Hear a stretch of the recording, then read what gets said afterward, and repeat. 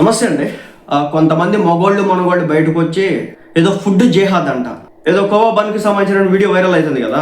మరి ఈ బిర్యానీకి సంబంధించినటువంటి ప్రతి ఒక్కరు కూడా బిర్యానీ వండుకుంటారు కదా, బిర్యానీకి సంబంధించిన మసాలా దినుసులు కదా.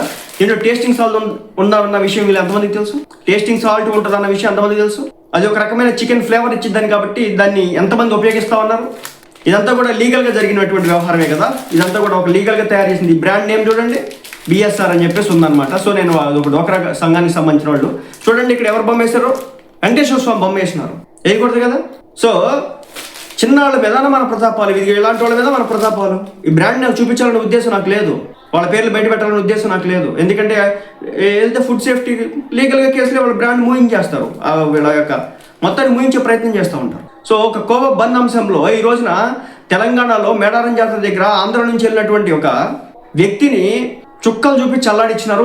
వీడియో వైరల్ అవుతుంది. నమస్తే అండి, నేను రజాక్.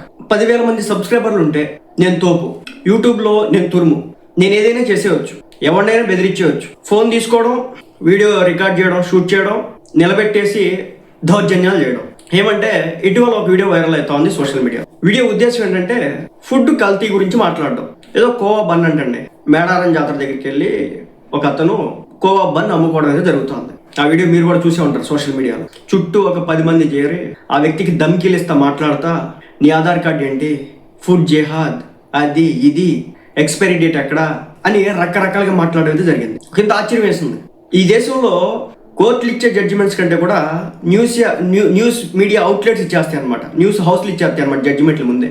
అలాగే కోర్టులో తేలాల్సినటువంటి పరిష్కారాలు కూడా, మొత్తం కూడా చర్యలు కూడా రోడ్ల మీద ఈ సోకాళ్ళు కొంతమంది యూట్యూబర్లు తేల్చేస్తారనమాట. ఇప్పుడు ఇదంతా ఎందుకంటే మరీ దారుణం అండి. ఒక్కడిని నిలబెట్టి అతి కిరాతకంగా భయభ్రాంతులకు గురి చేస్తా, నీకు నువ్వు ఏ విధంగా అమ్ముతావు, ఏ విధంగా చేస్తావు, ఎలా చేస్తావు అని చెప్పేసి నిలదీసిన తీరు చూస్తావంటే ఆశ్చర్యం వేసింది. అరే పేదోడంటే ఎంత లోకువా. ఇదే కోవా బన్ని మనం నీలోఫర్ హోటల్లో అమ్ముతా ఉంటే మరి లొట్టలు వేసుకుంటే ఎందుకు తింటున్నావు? అక్కడ ఎక్స్పైరీ డేట్ ఎప్పుడైనా మనకు కనిపించిందా? మన కళ్ళకి లేదు. రోడ్డు సైడ్ స్టాల్లో పెట్టి అమ్ముతూ ఉంటాడు. నీకు ఎక్స్పైరీ డేట్ ఎక్కడైనా కనిపించిందా? ఫుడ్ కల్తీ లవ్ జిహాద్ అయిపోయింది, ఇప్పుడు ఫుడ్ జిహాద్ వచ్చింది. ఏదో ఊస్తాడంట నోట్లో ఏదో.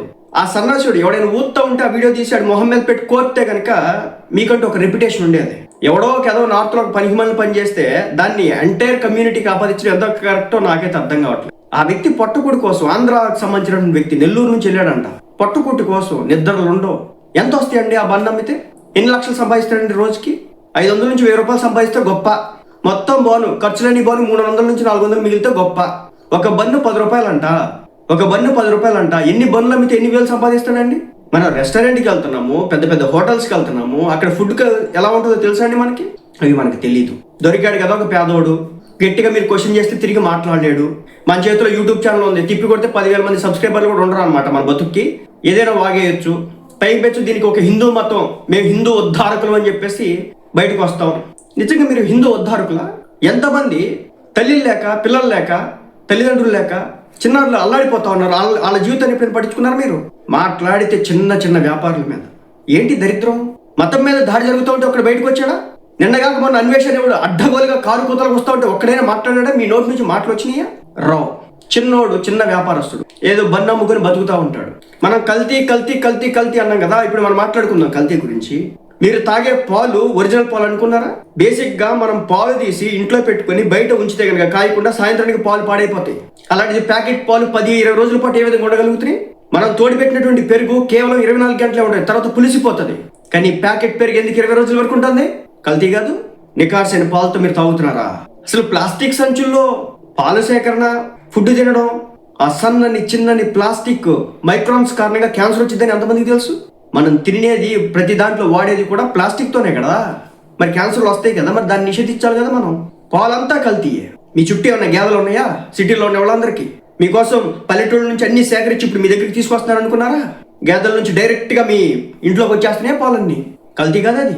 మీరు వాడే నూనె, 1 కేజీ ఆయిల్ రావాలంటే ఎన్ని కేజీల వేరుశనగలు తీయాలో తెలుసా? ఎన్ని సరుకులు వేరుశనగల్ని తిప్పాలో తెలుసా? గానుగులో వేసి 4 నుంచి 5 కేజీలు తిప్పితే 1 లీటర్ నూనె వచ్చింది. మరి మీకు 150 రూపాయలకి అచ్చమైన స్వచ్ఛమైన వేరుశనగ నూనె ఎక్కడి నుంచి వస్తుంది? ఎక్కడి నుంచి తీసుకొస్తున్నారు? ఎన్ని కేజీలు సన్ఫ్లవర్ గింజలు తీసుకొని గానుగులో వేసి తిప్పితే, మిషన్లో వేసి తిప్పితే లీటర్ నూనె వచ్చింది. లెక్క తెలుసా మీకు? అసలు కేజీ సన్ఫ్లవర్ గింజలు ఎంతో తెలుసా? కల్తీ కాదు మనం తాగే నూనె. మన ఇంటికి వచ్చే నూనె కల్తీ కాదు. ఒబేసిటీ ఎందుకు వస్తుంది? క్యాన్సర్ ఎందుకు వస్తుంది? బీపీ ఎందుకు వస్తుంది? థైరాయిడ్ ఎందుకు వస్తుంది? ఈ నూనెలు తిని కాదు. ఈ నూనెలు తిని కాదా?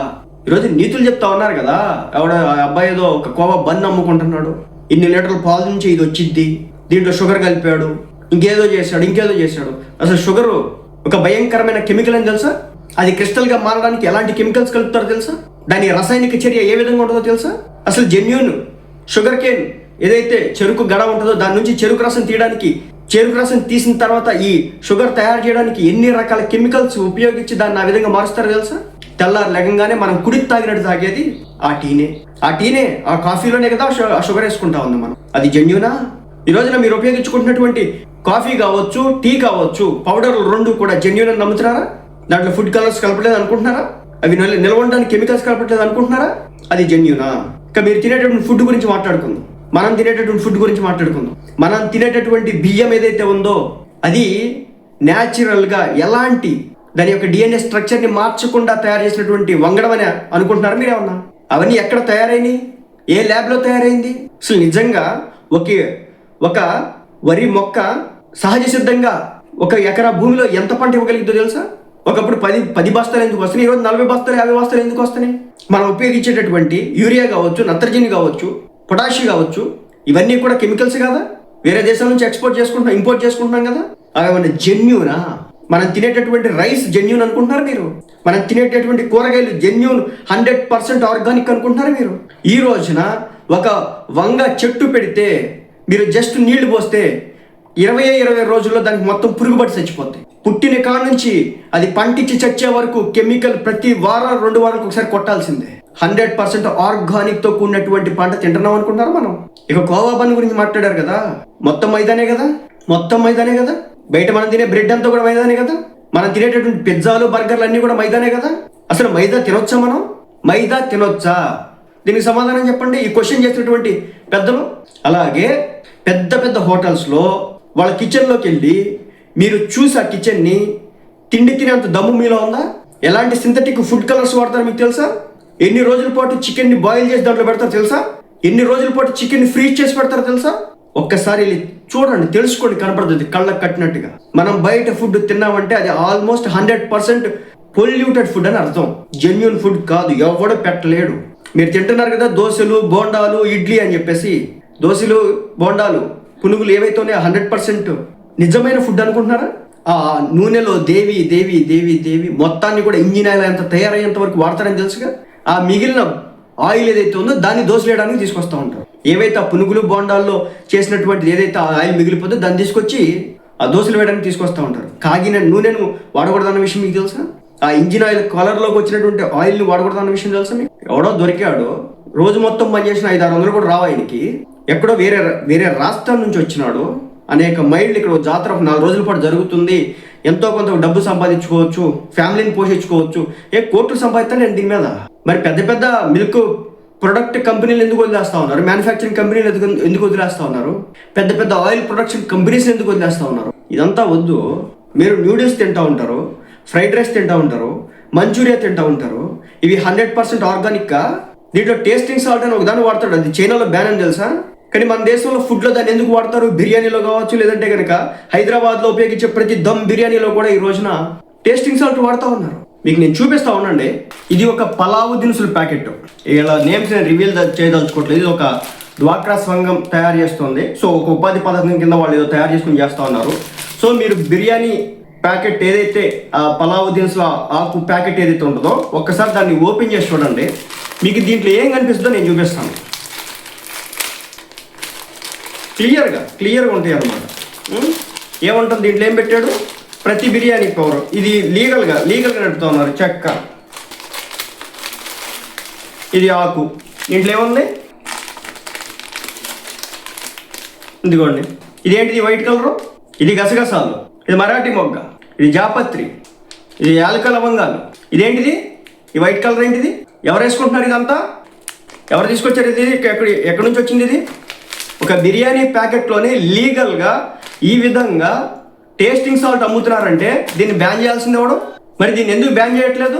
డైరెక్ట్గా ఇదిగోండి, డైరెక్ట్గా వీళ్ళ బ్రాండ్ పేరు నాకు చెప్పాలని ఉద్దేశం లేదు, ఎందుకంటే వాళ్ళ మీద ఏదైనా కేసులు అయితే అవుతాయి అని చెప్పేసి, చిన్న చితక ఏదో డ్వాక్రా గ్రూపులకు సంబంధించినటువంటి వ్యక్తులు చేస్తున్నటువంటి పని కాబట్టి.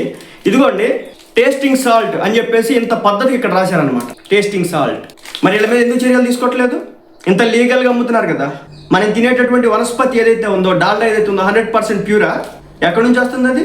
అసలు మనం తినే మైదా తినొచ్చా ఏంటి? ఇదంతా కళ్ళ ముందు జరుగుతుంది కదా. సరే, ప్రతి ఒక్క ఫ్రైడ్ రైస్ ప్లేస్కి వెళ్దాం, అదే ఫాస్ట్ ఫుడ్ తయారు చేసే చోటుకి వెళ్దాం. ఫాస్ట్ ఫుడ్ తయారు చేసే ఒక చిన్న హోటల్ దగ్గరికి వెళ్ళినా, ఒక నూడిల్స్ తయారు చేసి ఒక బండి దగ్గరికి వెళ్తే, మరి దీన్ని వాడుతూ ఉన్నాడు, దీని ఆ వ్యక్తి వాడుతూ ఉన్నాడు. వైట్ షుగర్, ఇది ఇది ఇది ఇది భయంకరమైన కెమికల్, ఇది క్యాన్సర్ వస్తుంది ఇది తింటే. ప్రపంచ దేశాలు దీన్ని బ్యాన్ చేసినాయి. చైనా లాంటి దేశాలు అయితే కనుక వాళ్ళ దేశంలో వాడడానికి లీగల్ కాదు, అది ఇల్లీగల్. మరి మనం ఎందుకు వాడుతున్నాం? వాడకూడదు కదా.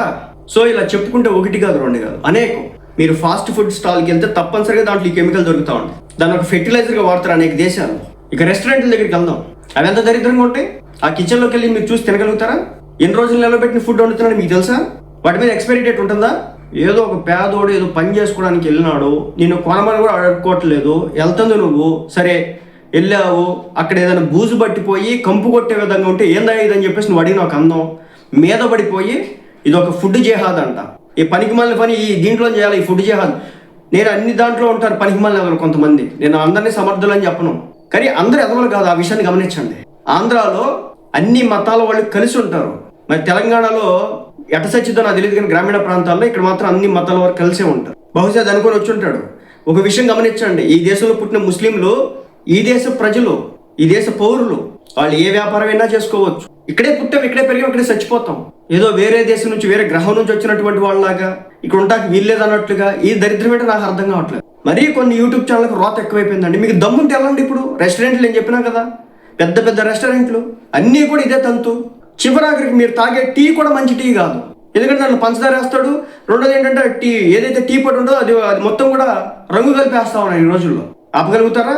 రోజు మొత్తం మీద సంపాదించుకుంటే 500 నుంచి 1000 రూపాయలు కూడా సంపాదించుకునే వాళ్ళ దగ్గరికి వెళ్ళి మన ప్రతాపం మనం చూపిస్తాం, మన మొగతనాన్ని మన ఛానల్ మైకులు పెట్టేసి. సిగ్గుచారం ఉండాలి కొంచెం, కాబట్టి కొంచెమైనా మానవత్వం మంట కలిసిపోతా ఉంది మీలాంటి వాళ్ళని చూస్తూ ఉంటే. ఎగబడుతున్నారు. ఆ అబ్బాయి మళ్ళీ అంతమంది ఉంటే భయపడకూడదంట. ఒక 10 మంది వచ్చేసి కొట్టేటట్టు చూస్తూ ఉంటే భయపడక ఏం చేస్తాడు ఆయన?